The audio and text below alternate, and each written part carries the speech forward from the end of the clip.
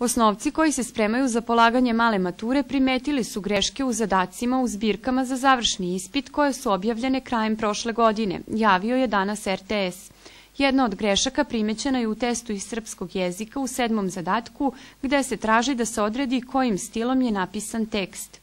U Zavodu za vrednovanje kvaliteta obrazovanja i vaspitanja kažu da su primetili sporni zadatak i da će tu grešku, kao i druge greške, ispraviti. Ispravke će biti objavljene na sajtu Zavoda za vrednovanje i Ministarstva prosvete, kao i u prosvetnom pregledu koji dobijaju sve škole, najavili su iz Centra za ispite.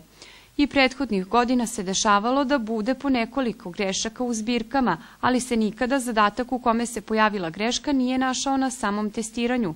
Osmaci su krajem prošle godine imali inicijalni test, a do prijemnog ispita kandidati će imati priliku da znanje provere još jednom. U maju im predstoji probni test sa 75% novih zadataka, dok će 25% biti poznato.